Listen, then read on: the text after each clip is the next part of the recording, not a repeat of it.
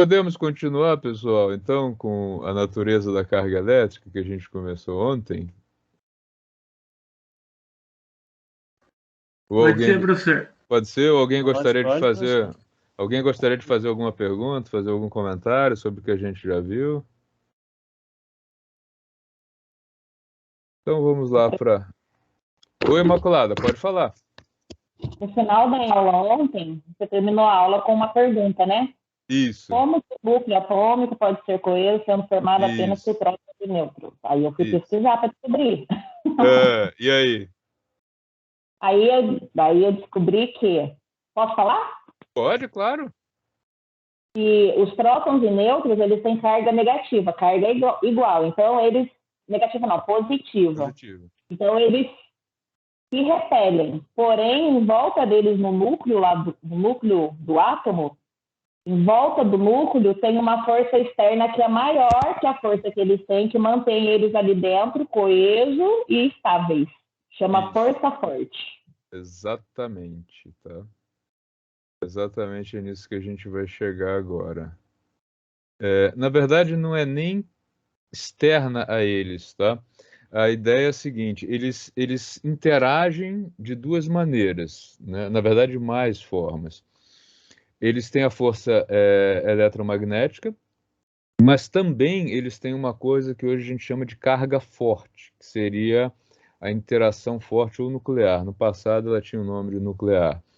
E qual é a diferença entre elas? Essa força forte, interação forte, ela é muito mais intensa do que a força eletromagnética, mas ela cai muito rapidamente com o distanciamento. Então, em curtíssima distância, como é o núcleo atômico, eles se atraem e se repelem ao mesmo tempo. Mas a força com a qual eles se atraem é muito maior do que a força com a qual eles se repelem. Quando você consegue afastá-los, e aí a interação nuclear cai, aí prevalece a interação eletromagnética e eles se afastam. E aí é que a gente começa a entender o mecanismo, né, de uma reação nuclear, seja para causar estragos ou seja para gerar energia, que é a seguinte: quando você impõe uma força, né, atinge o núcleo com uma força tal que você afasta essas partículas o suficiente para que prevaleça a força eletromagnética, eles vão se repelindo, esse núcleo se desfaz. Ao se desfazer, essa energia liberada, a energia com que essas partículas saem, é muito alta. E aí elas vão arrebentando, né, vão fazendo essa reação ocorrer nos núcleos em volta. Então é por isso que é mais visual, quando a gente vê, infelizmente, os efeitos de uma bomba nuclear, que o processo ocorre em cadeia a partir de um centro. Tá? Porque são núcleos sendo quebrados, gerando energia para quebrar núcleos em volta. E isso vai se propagando, e essa energia ela vai sendo dissipada na forma de calor. Tá? E é por isso que, em torno de uma reação nuclear, é triste falar isso, né? Porque, enfim, mas é o exemplo mais tátil que a gente tem, que é o fogo das bombas de Hiroshima e Nagasaki. A liberação de energia é tão intensa e do corpo humano não sobra nada. Nada, a pessoa evapora. Não sobra osso, não sobra. Não sobra nada, entendeu? Quando começa a sobrar alguma coisa do corpo humano, você já está a um raio de distância razoável do ponto onde houve a explosão. Tá? É por isso que quando vocês veem as imagens logo após a explosão das bombas de Hiroshima e Nagasaki, lá no miolo, no centrão, tem só escombro de prédio e não tem gente, não tem corpo. O corpo evaporou. Tá? Em algumas áreas onde sobraram escombros de paredes e tinham pessoas, o que se vê gravado na parede é a sombra da pessoa, porque quando o corpo foi desintegrado, ele expeliu alguns líquidos, algumas coisas que grudou na parede. E aí você tem em alguns lugares o contorno indicando que ali existiam pessoas, mas assim, Quantas pessoas morreram com a bomba? Ninguém sabe. É tudo estimativa, pelo número de pessoas que tinha ali e pelo número de corpos que não foram encontrados. Tá? Isso pode ser usado para destruição, como foi o caso das bombas, como pode e vem sendo usado, né, para coisas muito boas, como gerar energia, povoar regiões que eram impossíveis de serem povoadas sem a geração de energia nuclear. Os próprios tratamentos de câncer, né? Você usa essa energia, que é muito forte, em alguns canhões, né? Canhão aí é o tempo que ele direciona a partícula com alta energia, né? E radioativa, para um determinado ponto do corpo humano, onde você vai conseguir matar só uma célula cancerígena. Né? Esse é o tratamento de radioterapia. Você direciona partículas carregadas para destruir exatamente uma região do corpo humano onde você tem um tumor, ao invés de ir lá e remover o tumor, o que é muito mais arriscado. E aí, enfim, os dois tratamentos são usados, eu não vou entrar na medicina, mas só para acrescentar para vocês o seguinte: quando a gente estuda comportamento da natureza, eu não estou me colocando na posição de um juiz que vai dizer se a natureza é boa ou ruim, né? A natureza é o que ela é. A natureza funciona assim. A gente descobre na ciência básica como ela se comporta e a partir disso eu posso criar tecnologias a partir do conhecimento que eu tenho do funcionamento da natureza. Essas tecnologias, elas são neutras. Então, saber como gerar uma reação nuclear é simplesmente uma tecnologia que eu posso criar a partir do conhecimento da natureza. O que eu vou fazer com ela, aí é bem diferente, né? Se vocês pensarem que todas as tecnologias que nós temos hoje, elas podem ser usadas tanto para coisas muito boas quanto para coisas muito ruins, né? Eu não vou entrar muito no mérito disso, que não é minha especialidade, mas é um mecanismo. Se você vai usá-lo para gerar riqueza, para salvar vidas ou para ajudar pessoas, ou se você vai usar para o oposto, é uma questão do ser humano, né? Tá? Mas quando a gente fala em ciência, nós estamos aqui investigando, falando sobre as investigações, sobre como a natureza é, não questionando o que é feito a partir desse conhecimento, tá ok? Professor, então, o núcleo atômico, essa força forte está ali dentro dele mesmo. Todas as partículas subatômicas, elas interagem com essa, tá ali dentro. Exato. Entendi. Tá, já, obrigada. Tá? Eu já tinha ativado a gravação, legal. Então, Imaculada, parabéns, viu? Você chegou na resposta correta. A pergunta que eu finalizei foi essa aqui, né? Como um núcleo atômico pode ser estável se ele é composto só por prótons e nêutrons? Os prótons têm carga elétrica positiva e os nêutrons, como o próprio nome já diz, carga elétrica neutra, zero. Então, o núcleo atômico é composto por um monte de carga elétrica ou partículas neutras e, portanto, eu preciso encontrar uma explicação para que isso aqui se mantenha estável, como nós estamos estáveis, como todos os materiais, né, que a gente tem contato aqui, eu tenho aqui, vocês aí, eles permanecem estáveis, eles não estão se desfazendo aí. Então, qual é a resposta para isso? Como é que a ciência respondeu a isso? A ciência respondeu, os cientistas, né, responderam a isso, colocando a questão da força forte, que tem como característica ser muito intensa em curtíssima distância, como é o raio de um núcleo atômico, e cair muito quando a distância aumenta.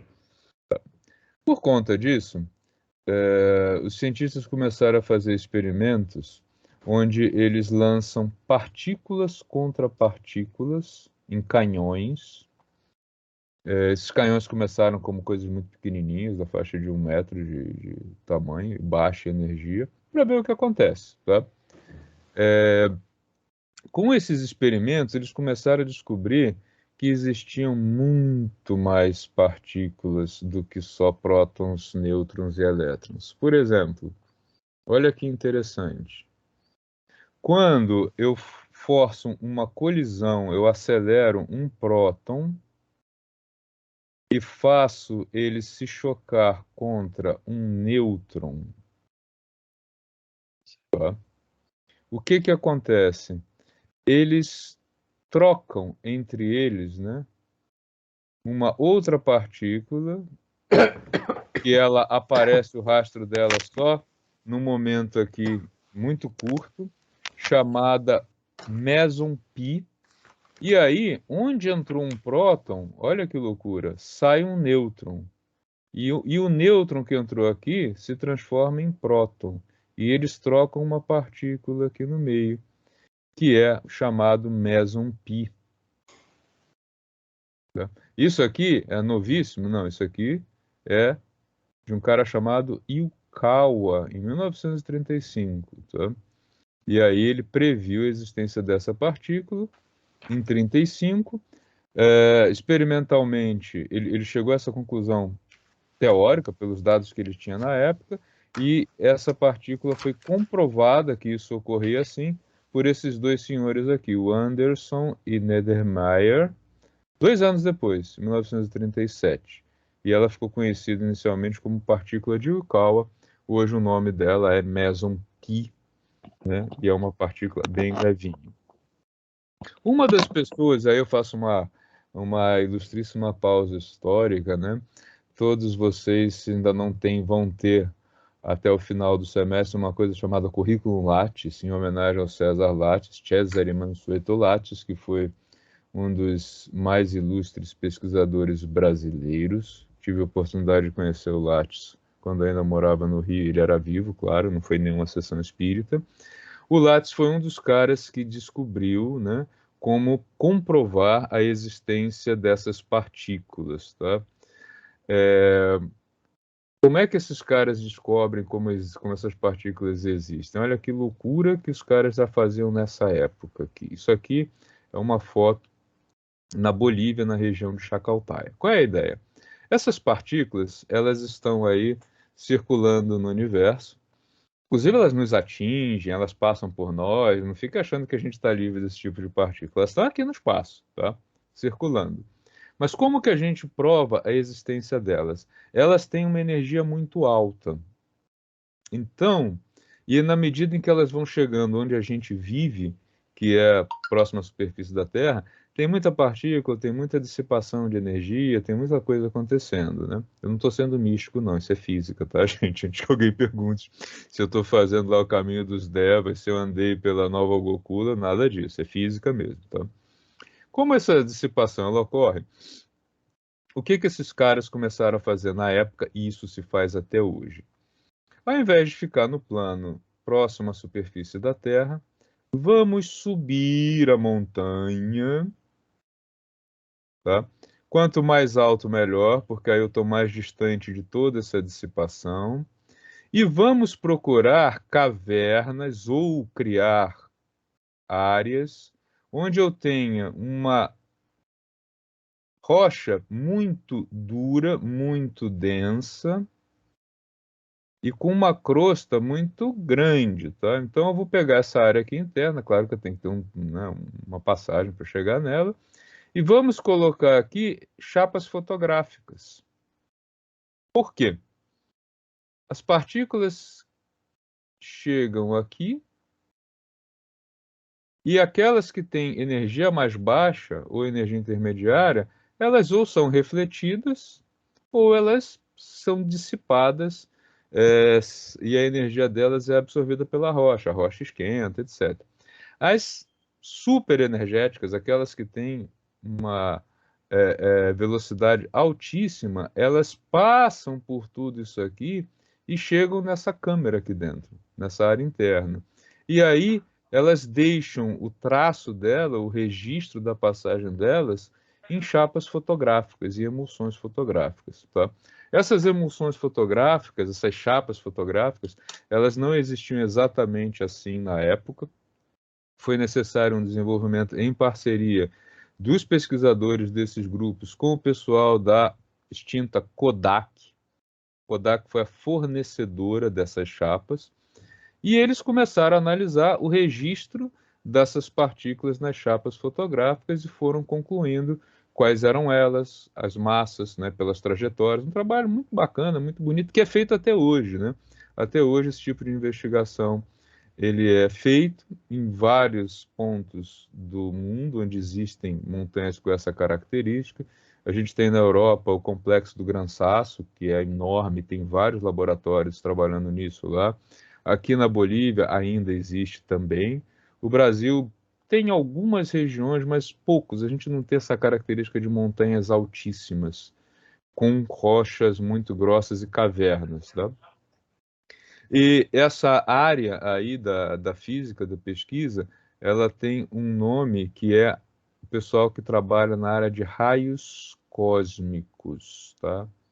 Isso aqui não quer dizer nada místico, não. Porque eles analisam o que tem de material nesses raios cósmicos, fazendo esse filtro usando rocha natural para isso.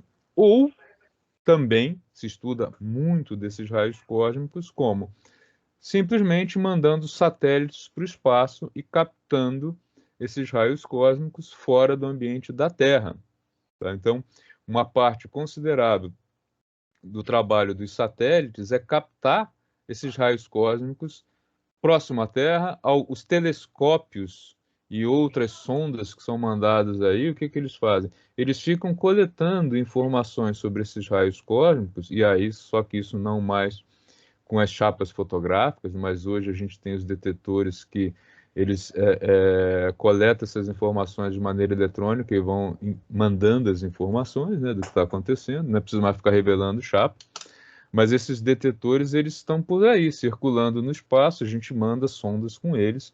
Vamos investigar o que acontece perto de Marte. Isso existe? Existe, já foi mandado, né?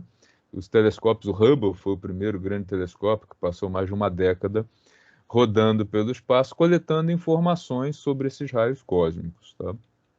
Então, a gente tem aí uma marca pioneira que foi o César Lattes fazendo isso, tá? Nesse período aí, os caras descobriram que existem outros tipos de radiação também, uma delas a famosa radiação beta, que vem da desintegração de um nêutron. Olha só, um nêutron que está lá dentro do átomo, em algumas situações, ele pode fazer isso aqui, ó.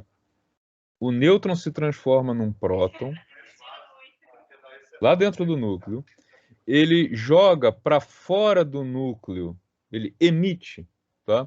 Um elétron e ainda uma partícula estranhíssima que não tem carga nem massa, chamada de neutrino, tá?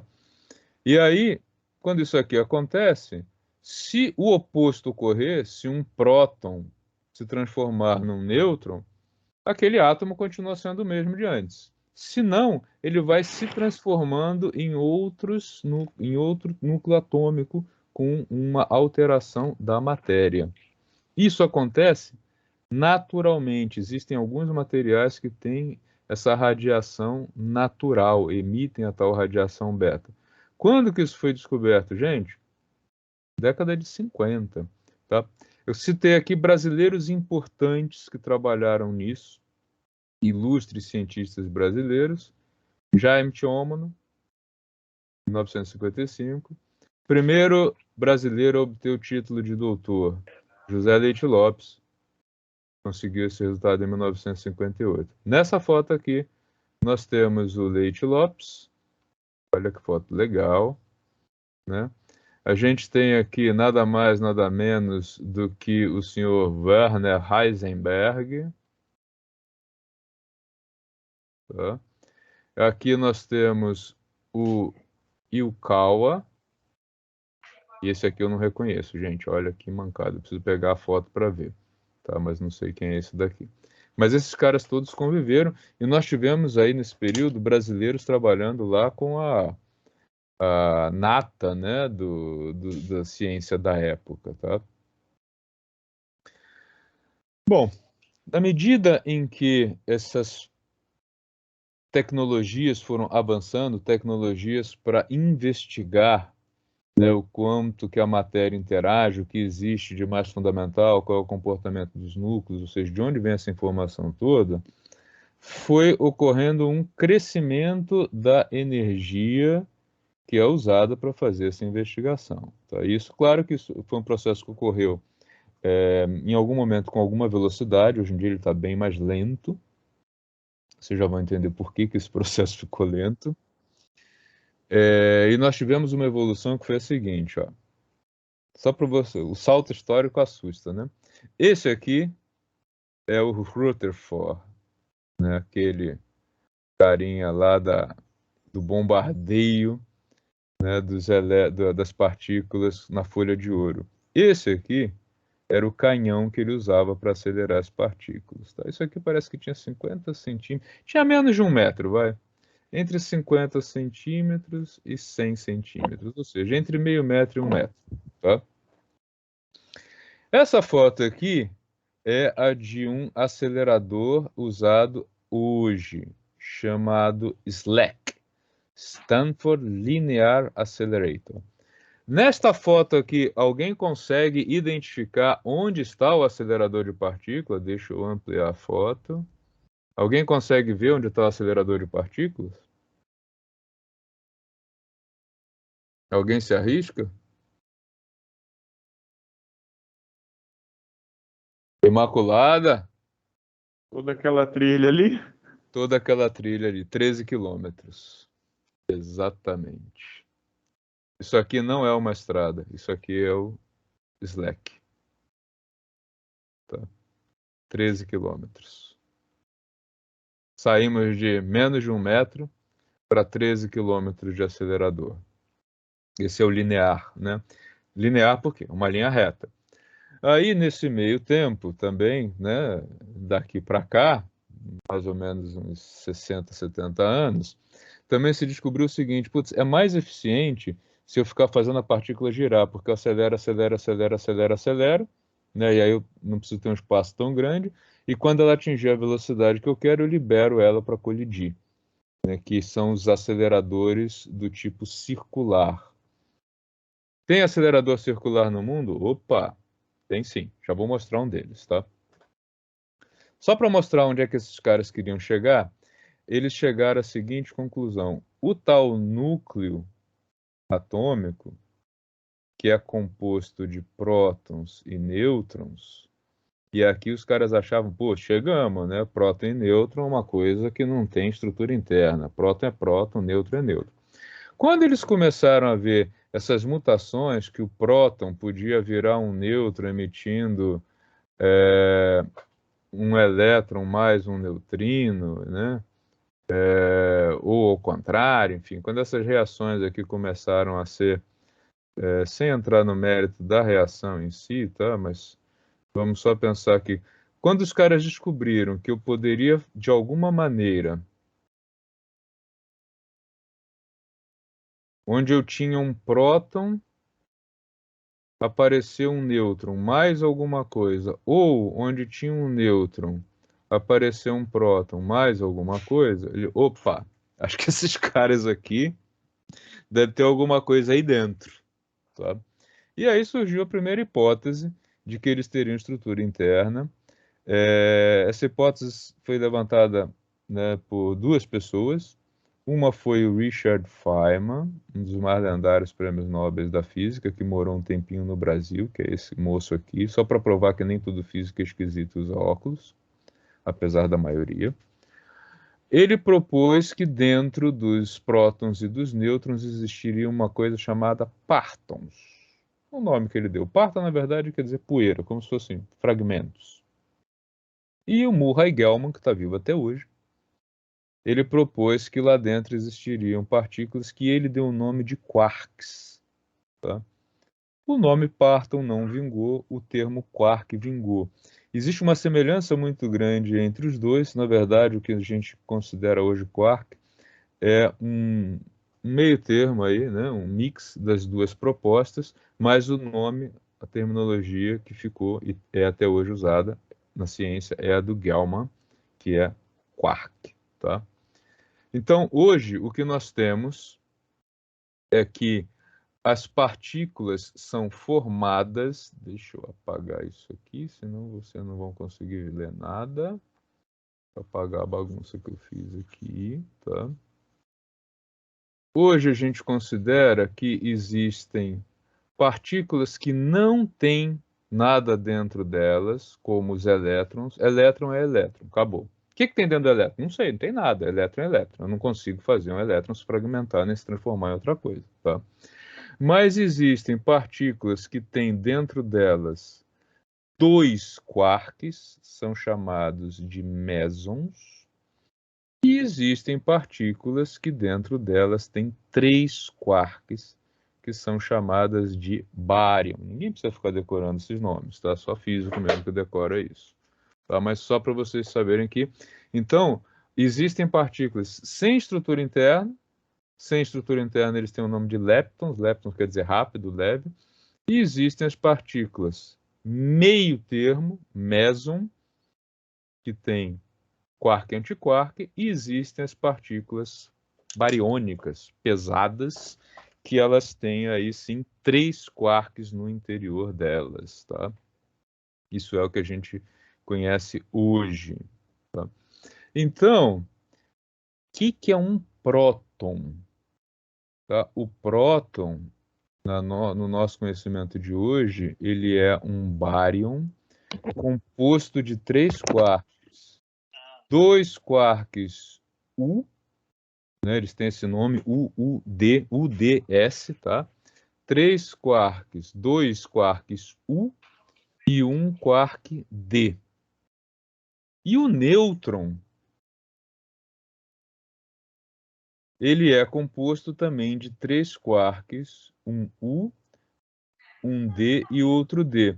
Então, como é que eu explico hoje, como é que eu entendo hoje essa mutação de um próton em um nêutron? Este quark U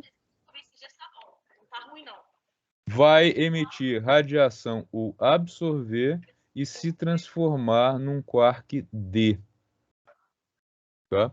E os mesons? Os mesons, né, aqueles que têm só 2 quarks, que têm vários, eles têm sempre essa característica aqui. U e D, U e S, tá? E isso vai compondo as partículas. Então, aquela nossa figura lá, que eu tenho um próton entrando e ele sai como nêutron, e um nêutron que entrou e saiu como próton, como é que eu explico isso? Com esta reação entre um quark D e um quark U, que ó, entrou U e saiu D, entrou D e saiu U. Ok?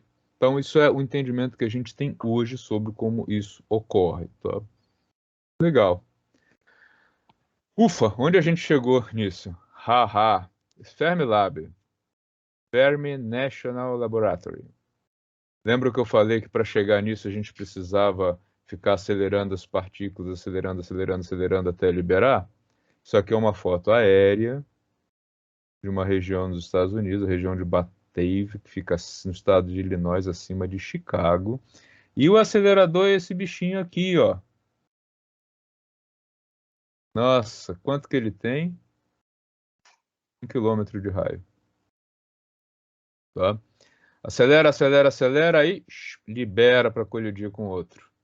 Tá? Ah, é fácil acelerar aqui? Não, ó. O negócio é tão complicado que assim, você começa a acelerar aqui no pré-acelerador, aí quando ele atinge uma certa velocidade, você passa a partícula para o acelerador, acelera, acelera, acelera, e depois libera para eles colidirem. Ou aqui, ou quando eu tenho uma partícula vindo para cá e outra para cá, esses eixos correm em paralelo, e aí, em alguns equipamentos chamados aceleradores de partículas, eu faço com que esses eixos tem uma colisão frontal. Como é que são os aparelhos que ficam enterrados aqui nos pontos onde essa colisão frontal ocorre? Tem um aqui, ó. O bichinho é esse aqui, tá?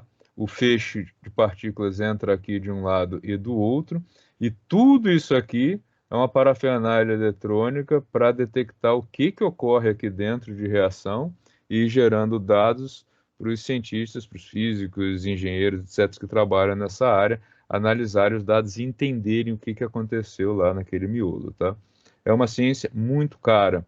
Por isso que ela evoluiu muito rápido num período, e depois essa evolução ficou muito lenta, porque começou a ficar muito caro, e é muito caro.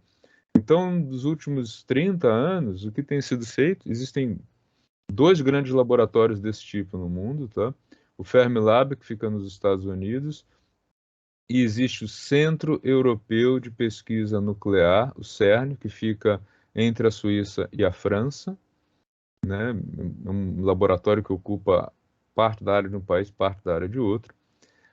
E os físicos no mundo todo que trabalham nessa área usam dados desses, essencialmente desses 2 laboratórios, mais aquele linear. Tem outros também. Eu, pessoalmente, quando fiz meu doutorado, usei o CERN, tá? Foi um período que eu fiquei na Europa fazendo doutorado, e eu trabalhava com a equipe de dados do CERN, não Fermilab, tá? Trouxe aqui para vocês, em especial, os aceleradores do Centro Europeu de Física Nuclear, de pesquisa nuclear, né? O nome fica, a sigla vem do nome em francês, então é Centre Européen de Recherche Nucléaire, né? Bonito, meu francês é péssimo, tá? Fotos. Isso aqui é o que está enterrado, tá? Isso aqui é o túnel que está embaixo da terra. Oi? Isso aqui é o que está embaixo da terra, o túnel, né? Por aqui só circulam robôs, pessoas só podem circular nessa área no período em que isso está desligado, porque a radiação é muito alta. Os feixes são acelerados aqui dentro, tá? Então tem toda essa parafernália eletrônica aqui para fazer essa aceleração. Este aqui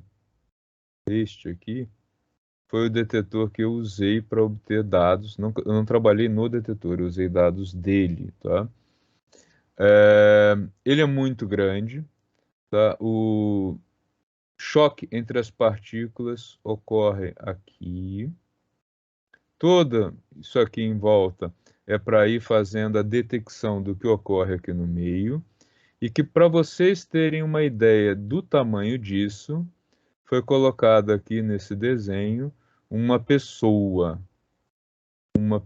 aqui, outra pessoa aqui e outra pessoa aqui, tá? Para vocês terem noção do tamanho de um detetor desse e do custo que isso tem, tá? O que tem aqui é uma reprodução do que ocorre lá dentro, onde as partículas se chocam e geram aí todo esse chuveiro radioativo, tá? Aqui mais um esquema do SLAC, aquele linear, que pega isso aqui tudo, né? Como é que funciona, né? O túnel dele está ali embaixo daquela linha linear, e ele tem toda essa região aqui, onde ocorre uma pré-aceleração. As partículas são aceleradas aqui, e depois liberadas para ir ganhando mais e mais e mais velocidade aqui. Tamanho de um detetor que fica no meio do caminho, tá? São esses monstros aqui. Eles vão sendo colocados aqui em determinadas posições para coletar o que acontece. Legal. Então, com isso, onde a gente chegou, né? Nós partimos lá da Grécia Antiga, onde o cara imaginava que ele ia quebrando um material e haveria um limite para essa quebra. Criou-se aí o conceito de que existiria o indivisível. Esse átomo permaneceu como indivisível muito tempo, até que se descobriu que ele era formado por prótons, elétrons e posteriormente nêutrons. Investigando isso mais a fundo e descobrindo a interação nuclear, também chegou-se à conclusão que os prótons e os nêutrons que estão lá dentro do núcleo, eles são formados de outras coisas. Hoje o que nós sabemos é que eles são. Então tem aqui uma imagem do que o que nós entendemos que é um próton hoje, uma composição de 3 quarks, tá? E aqui a gente tem aí um desenho mais ampliado, né, do que seria um átomo, tá? O átomo, né, seria tudo isso aqui em amarelo, tá? E dentro dele teria um núcleo, que é essa região aqui branca, tá? Isso aqui seria a limitação do núcleo. E dentro do núcleo, o que que tem? Aglomerados de 3 quarks, UUD, UDD, UUD, DDU, que são os prótons e os nêutrons. E fora disso aqui, né, girando nessa parte em amarelo, nós temos os elétrons que estão circulando em torno dele. Então, é um modelo atômico atual, tá? Que é usado hoje na ciência, é isso daqui, né? Em baixa energia, você enxerga isso aqui como uma coisa só, como um núcleo, né? Mas quando você vai usando mais e mais energia, você enxerga que o núcleo tem toda essa composição interna aí, tá? Isso aqui é o que aparece lá nesses laboratórios. Todos esses laboratórios, gente, eles têm áreas para estudantes fazerem pesquisas, tá? Tanto o CERN quanto o Fermilab, eles têm lá uma área onde vocês podem fazer até, tem alguns até que tem o CERN, por exemplo, tem um programa onde você faz pergunta para o pessoal do CERN. Existe a possibilidade, inclusive, de professores de ensino médio levarem os alunos para o CERN. Agora, claro que isso tudo está parado com a pandemia, mas eles têm toda uma preocupação em divulgar essas informações, tá? Infelizmente, quase nada em português, né? Eles colocam isso em inglês para ser uma língua mais universal. Esse aqui seria o que a gente chama, né, informalmente de moderna tabela periódica, né, das partículas fundamentais, onde vem aí quem são as partículas que não têm estrutura interna, chamados leptons. É o elétron, o muon, o tau e os 3 neutrinos, neutrino E, neutrino Mi e neutrino tau. Quem são os quarks? Os quarks que formam aí as partículas, né, a matéria, são os quarks up-down, tem esse nome, o ID. O charmoso e o estranho, o nome é esse mesmo. O C e S vem de charm and strange. E o C em cima e embaixo, top bottom, né? Top bottom, em cima e embaixo, T e B, tá?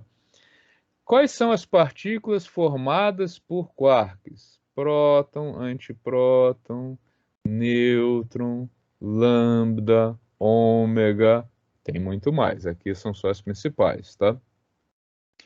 Quais são as partículas responsáveis pelas trocas entre elas?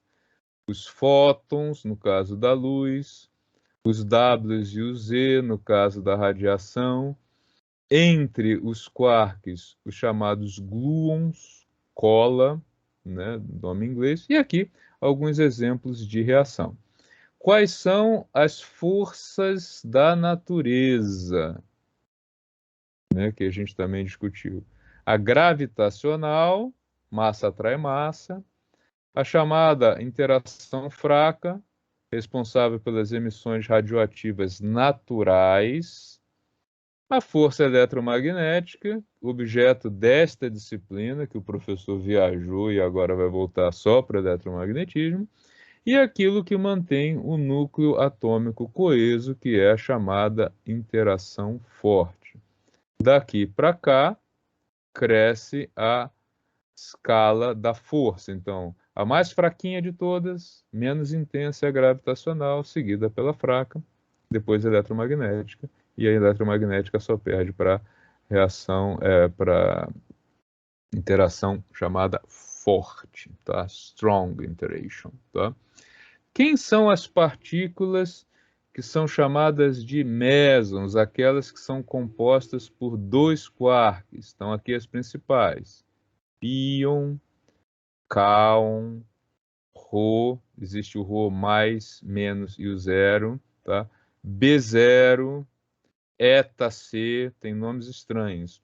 Essas partículas existem mesmo, gente? Existem, atravessam a gente o tempo todo, tá? Estão aí na natureza fluindo, tá? Finalizando, como que hoje, né, a ciência interpreta a criação da matéria, e aí a gente vai falar sobre a tal história do universo, do ponto de vista científico, não religioso, tá? Estritamente científico. Considera-se que o universo foi originado a partir de uma grande explosão, Big Bang. O que causou a grande explosão? Não se discute isso. Foi Deus, não foi Deus, foi o acaso. A ciência não discute isso, isso é uma questão religiosa. O que se sabe é que o universo é gerado a partir de uma grande movimentação de energia.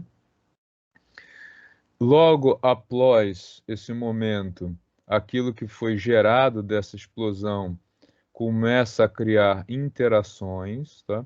Então, num momento, o universo, a partir dessa explosão, era extremamente quente. Os quarks existiam, quarks, W, todas essas partículas, de maneira solta, né? Eles eram livres. À medida em que o universo foi resfriando, eles foram criando conexões, as ligações entre eles. Então, inicialmente, eles foram se juntando, formando as estruturas que a gente hoje conhece como nêutrons, elétrons, as partículas de 3 quarks, as partículas de 2 quarks.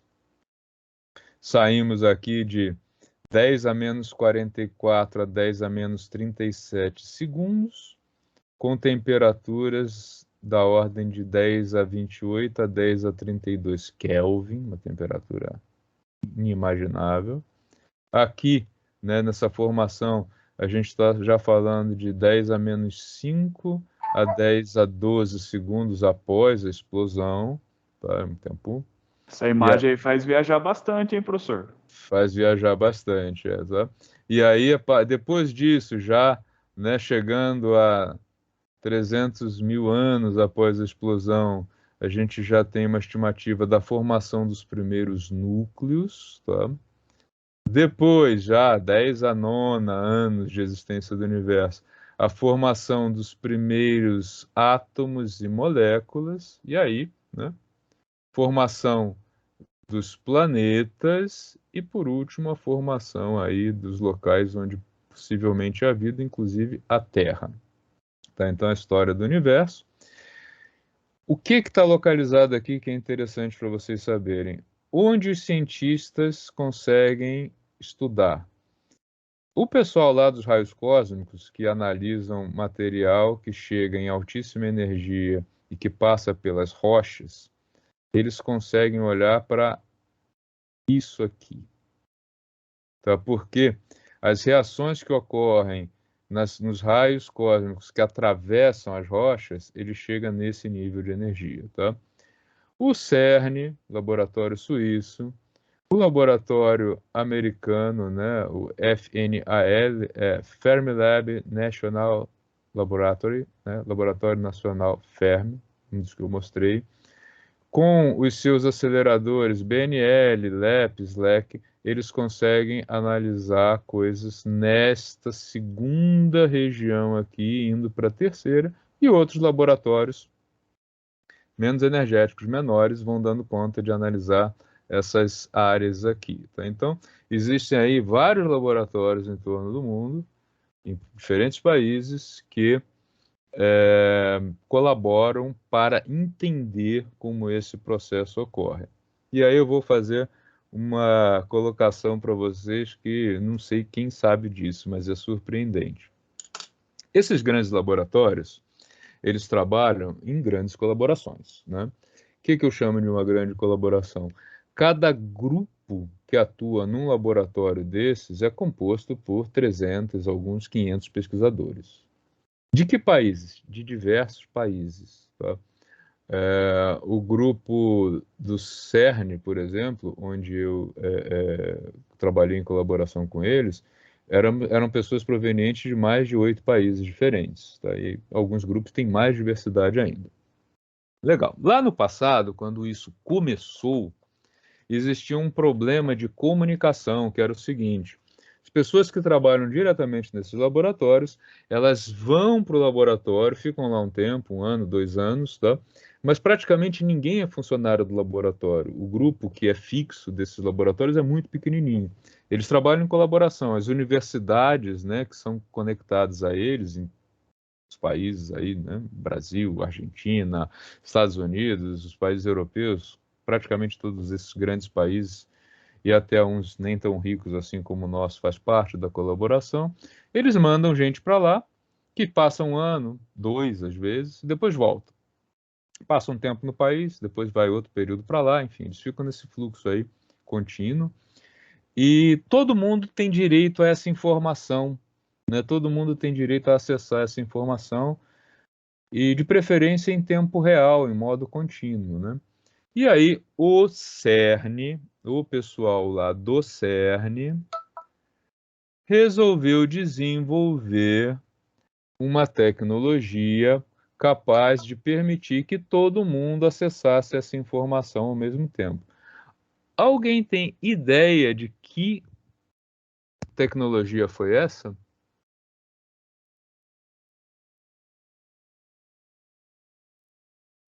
Não? Vou contar para vocês. Eles pegaram uma estrutura de rede americana que foi criada para comunicação entre os militares, que era uma estrutura de rede sem servidor. Tá? Vários servidores, mas nenhum deles era o dono da rede. Então, qualquer um desses servidores pode cair e a rede continua funcionando. Essa estrutura militar se chamava ARPANET. E aí, para que todos os pesquisadores tivessem livre acesso a isso, eles criaram um protocolo que eles chamaram de WWW. Juntaram essas duas coisas e começaram com uma coisa que eles chamaram de rede internacional, que era de acesso restrito aos pesquisadores e que depois acabou sendo alguma coisa de acesso irrestrito a todas as pessoas. Então, a internet foi uma criação do Centro Europeu de Pesquisas Nucleares para disponibilizar dados e informações para todos os seus pesquisadores, que acabou virando uma coisa muito maior, que hoje é a internet, tá? Então, se vocês entrarem na página do CERN, vocês vão ver que lá eles dizem assim: aqui a internet nasceu. E é verdade, eles que criaram a internet mesmo, tá? Que hoje em dia, claro que é uma coisa muito maior do que o objetivo inicial deles, que era simplesmente prover aí comunicação entre os seus pesquisadores. Tem uma pergunta aqui no chat. Ah, tudo bem. Essa colisão é feita no vácuo, Luiz Fernando? Sim. Sim, porque se não for feita no vácuo, você tem muita interação, tá? O que acontece é que às vezes você tem o material contra o qual você quer que a colisão ocorra. Então você coloca esse material lá, ele fica ali numa peça e os raios chegam nele. Ou você colide raio contra raio, que é o caso do CERN, mas você evita ao máximo que tenha qualquer coisa em volta, porque vai dificultar muito mais a análise, né? Ok? Pessoal, viajaram muito aí? Não sei se Opa, foi e comentado como? pelo senhor, mas Um pouquinho. no Brasil tem Só um os pouquinho. Só. Sirius. Voaram no espaço. Tem alguém querendo fazer pergunta? Quem é? Desculpa. O negócio é Aqui fazer no o negócio Brasil entrar no tem meu. Espera, pessoal, um de cada vez, senão eu não consigo. Vamos lá. Rodrigo, que levantou a mão primeiro, acho, ou foi o Oswaldemir? A Kailiane disse que não sabe mais nem o nome dela. Kailiane, sinto muito. Você, eu e todos nós somos um aglomerado de partículas e subpartículas atômicas em A gente intensa é nada. movimentação. A É isso gente que, é nada. é isso que nós somos, um aglomerado de partículas e correntes em intensa mudança. É isso que nós somos e tudo que está por aí é isso também. Tá? Todo mundo vai morrer. Não tem por que morrer. Nós somos Não, isso. alguma hora. A gente vai ver. Uma hora a gente se Para. desfaz, uma hora a gente se desfaz e vai por aí. Eu não sei se o próton que está constituindo aqui o meu corpo, ele já foi o próton, sei lá, do cálice sagrado ou da porta de algum lugar, sei lá. Nós somos isso. tá? Isso é o universo onde a gente vive, né? Tá com dor de cabeça? Então... Ai, divertido. Quanta energia é necessária para acelerar essas partículas? Muito, muito, muito, muito, tá? Aqui no CERN, né, as partículas são aceleradas até aproximadamente 90% da velocidade da luz, 95, 96, algumas delas a 99% da velocidade da luz, ou seja, as partículas chegam aí muito, muito perto de 300 mil quilômetros por segundo. A quantidade de energia, ela é, nesse caso, medida numa unidade especial chamada elétron-volt, tá? Elétron-volt é... Deixa eu abrir a lousa aqui. Não, posso jogar aqui mesmo, tá? Mais fácil. O elétron-volt, vocês podem dar uma pesquisada. Ele tem a sigla E minúsculo, V maiúsculo. Isso é elétron-volt, tá? E essas partículas, elas chegam aí, as energias delas em gigaelectronvolts, tá? E algumas delas já estão indo para teta electronvolt, que seria 10 a 15 electronvolts. É uma quantidade de energia absurda, tá? É uma quantidade de energia muito, muito grande o que roda aqui dentro. Por isso, é muito radioativo, tá? E aí vem alguns... Depois vocês podem pesquisar, investigar isso, tá? Professor, só que nessa área em que faz, né, o acelerador de partículas ele funciona, como que eles fazem para fazer a manutenção? Tipo, não vai pessoas, né, porque tem muita radiação nesse lugar, mesmo desligado o aparelho. Então... Existem dois tipos de manutenção. Só um minutinho que eu vou responder o Bruno.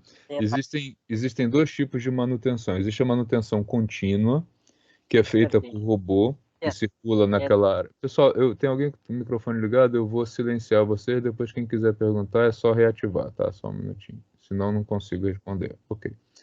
Então, voltando.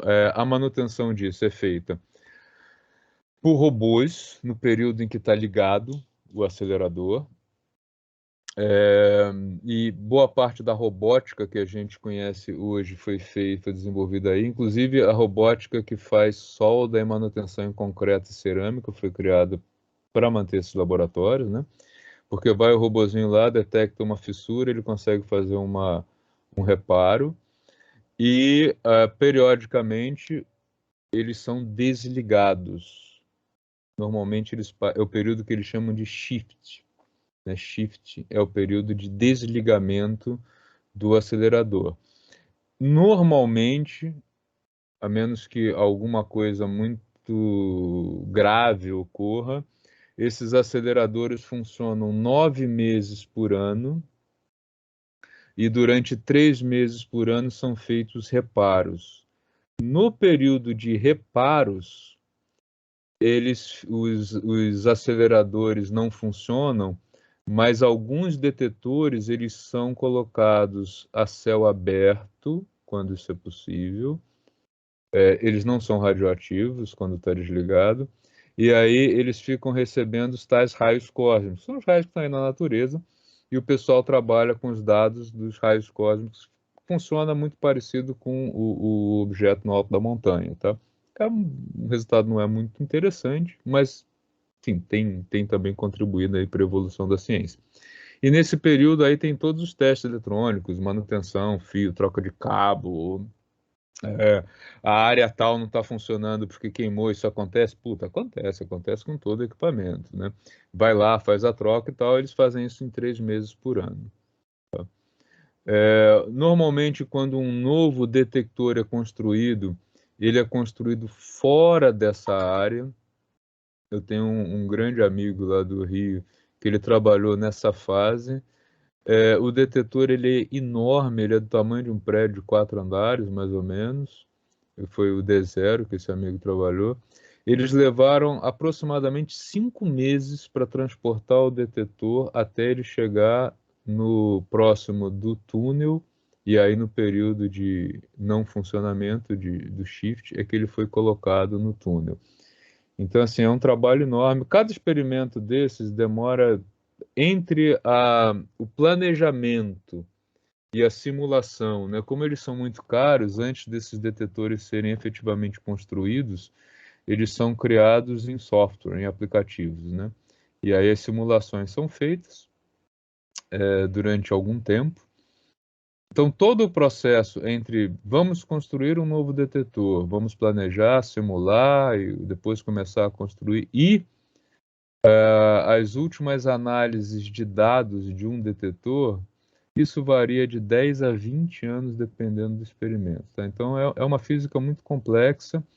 Muitas vezes o cara começa, trabalha lá 1, 2 anos, depois sai da colaboração, vai para outra, gente morre no meio do caminho.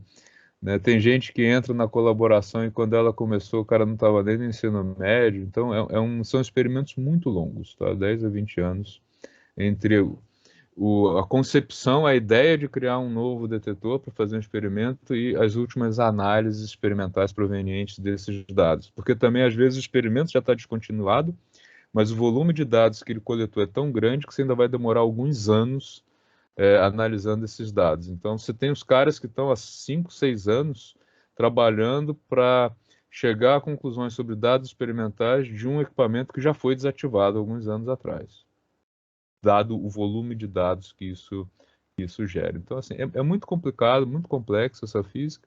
Vale a pena dar uma olhadinha. Faça um tour virtual que eles oferecem, tanto o CERN quanto o Fermilab. Eu vou depois colocar os links diretos para vocês, tá? Mas se você digitar CERN Fermilab no São Google, você vai chegar nisso, tá?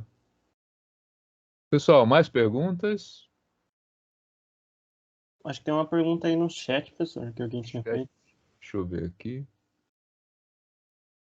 A chamada partícula de Deus, sim, chama-se bóson de Higgs, tá? Bóson de Higgs é um meson. Qual é a importância dela e por que ela é chamada partícula de Deus? O bóson de Higgs é a partícula responsável pela existência de massa, ou seja, energia no estado em que a gente vive, chamado baixa energia, né? Dentro dessa estrutura, eu só consigo explicar a existência de massa estável, como nós, como a Terra, com um processo, eu não vou entrar nisso porque já fica bem mais complicado de explicar, mas sim, ela existe e ela é chamada bóson de Higgs, em homenagem ao cara que chegou à conclusão que era necessário existir essa reação com a existência dessa partícula para que a massa existisse, né? Não fosse tudo energia. Ou seja, para que esse processo aqui, deixa eu voltar no compartilhamento, para esse processo de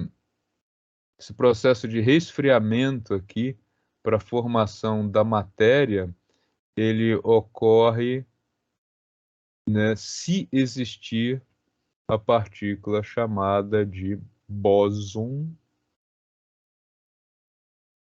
de Higgs. É o nome técnico dela, que algumas pessoas começaram a chamar de partícula de Deus, tá? Mas Higgs é o nome do cara que primeiro propôs a existência dessa partícula, uma predição teórica, né?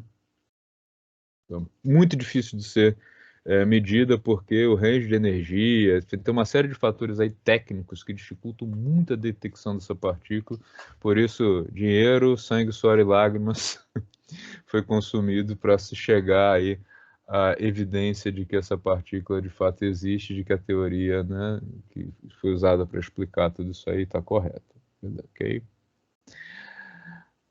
Pessoal, seguinte.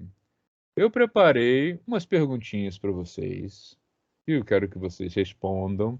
Respirem, aliviem. Nossa, eu sou um monte de massa e de energia fluindo para lá e para cá. É verdade. Vamos nos desintegrar? Não, não vamos. Está estável, já resfriou. Tal. Vamos desintegrar um dia, né?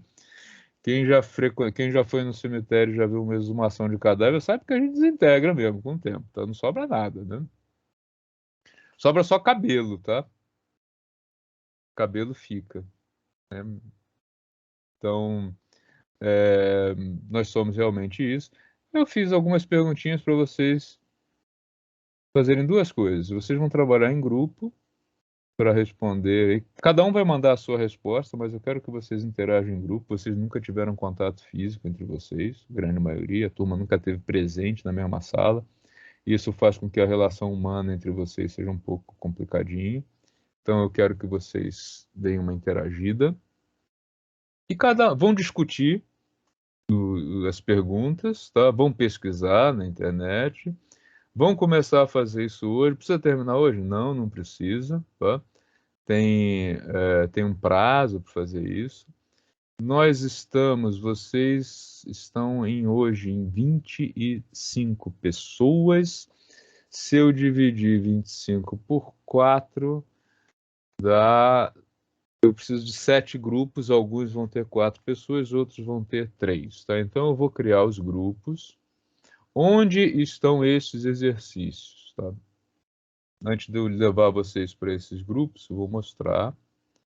Né? Entrando lá na equipe.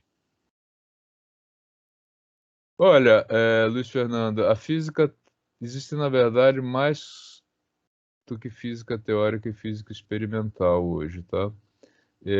Existe a física experimental, a teórica, e existe uma parte dos físicos que trabalham numa área intermediária entre os dois, criando modelos não tão robustos quanto um modelo teórico e usando dados experimentais para fazer essa conexão. Na verdade, eles estão criando aí alguns modelos teóricos para explicar dados experimentais, e isso vai servir seja para direcionar o pessoal experimental em que nível de energia, em que canais de reação eles devem fazer novas buscas, mas também mostrando para os teóricos para onde eles devem seguir. Esse meio termo são chamados o pessoal da área de fenomenologia. Eu trabalhei e fiz o mestrado e doutorado em fenomenologia da física de altas energias. Então, eu nem trabalhava lá com criação ou testes de teorias, nem ia para o laboratório. Eu trabalhava usando dados de laboratório, criando modelos que dessem um direcionamento para o pessoal da teoria e vice-versa. Mal feito no meu doutorado, a gente descobriu, aí vem uma parte interessante, que também, como isso custa muito dinheiro, né? Os caras estavam já pensando em fechar um canal. Um canal é o nome técnico que a gente dá para uma área do detetor, né, que está sendo investigado. Estavam pensando em fechar um canal porque eles não tiravam nenhum resultado interessante. O grupo que eu trabalhava tinha contato com um cara deste canal e ele passou uns dados para a gente e a gente conseguiu extrair alguns resultados muito, muito interessantes desse canal, e o artigo que a gente fez foi o artigo que eu tive até hoje o maior sucesso. Esse foi aí final dos anos 90, início dos anos 2000, e o canal foi mantido durante mais alguns anos abertos, porque eles mostraram que tinham dados interessantes para tirar daí. Então, assim, é uma física muito grande em termos de número de pessoas e tal, bem bacana. Infelizmente, depois que eu terminei o doutorado, é muito difícil continuar fazendo isso no Brasil com o tipo de financiamento que se tem. Eu me afastei muito e vim mais para a área de ensino. Mas até o pós-doutorado que eu fiz foi ainda nessa área. Tá? Pessoal, mostrando aqui para vocês onde vocês vão fazer o exercício. Tá? Eletricidade aplicada a projetos, né? Eletricidade aplicada de projetos mecânicos. Tá? Vocês têm aqui o material que eu estou colocando para vocês, está vindo pelos canais, né? E o exercício está aqui no canal geral, tarefas, tá? Vocês vão ver aí. Ó, atividade bloco 1, atividade 2, natureza da carga elétrica, tá? Clicando aqui, vocês vão ter acesso às perguntas. O grupo pode chegar a um texto de resposta de consenso e todos colocarem a mesma resposta? Pode, não tem nenhum problema. Então, o grupo pode chegar num texto para cada uma das perguntas. Mas o envio tem que ser individual, porque eu não tenho como contabilizar o envio de um para todo o grupo do qual ele fez parte. Tá? Então, vocês podem trocar aí os textos entre vocês e ir colocando lá, não tem nenhum problema. Eu só quero que a discussão de vocês seja feita em grupo. São 10h50, a gente tem até 11h10, 11h20, e que eu vou deixar vocês à vontade para discutirem isso e irem entregando aí as respostas. Não conseguiu finalizar no dia? Beleza, você tem aí até o dia 21 para mandar essa resposta, tá? Até o final da aula, eu estarei aqui para responder por dúvidas. Depois do final da aula, não mais. E aí vocês podem mandar dúvidas pelo chat, a gente pode até voltar no assunto na próxima aula, tá bom? Então vou criar os grupos agora, eu já extraí a lista de presença de vocês. Enquanto vocês estiverem nestes grupos, vocês vão poder fazer perguntas naquele esqueminha lá que você... professor, vem aqui no grupo tal, eu posso ir? Ou você pode mandar a pergunta no geral. Eu vou agora, então, iniciar vocês, levar vocês para esses grupos, tá? Então, todos já estão atribuídos. Então, bom trabalho aí nos grupos e qualquer coisa me chamem pelo link de mensagem de chat, tá? Eu vou mandar uma mensagem assim que vocês estiverem lá, tá? Antes da gente passar para os grupos, mais alguma pergunta, pessoal? Não? Kailiane ainda em choque. Kailane, eu cismo de trocar seu nome. Professor, eu acho que vou ter que assistir essa aula de novo. Tá gravado, tá gravado. Eu já vou parar a gravação assim que vocês forem para lá a Kailane está em crise existencial, tal. Eu vou deixar o vídeo disponível para você. A Imaculada sumiu, fugiu, foi dar uma volta de bicicleta porque foi demais para ela. Tô nada, tô aqui respondendo já, professor. Então vamos lá, vou levar vocês para o grupo para vocês poderem se conhecer e interagir também, tá? Não tranca, não. A gente agora vai começar a falar em coisas bem mais palpáveis. A próxima aula é sobre força eletrostática, cálculos de distância. A gente vai para coisas muito mais fáceis. Não se espante, não. Tá? Vamos lá começar. E eu vou ajudar vocês a fazer tudo. Vai ficar tudo fácil. O professor está aqui para isso, tá bom? Então, vou iniciar os grupos. Bom trabalho para vocês. Até... Se não voltarem aqui, boa semana. Então, começando, vocês vão ser abduzidos e levados lá para os grupos.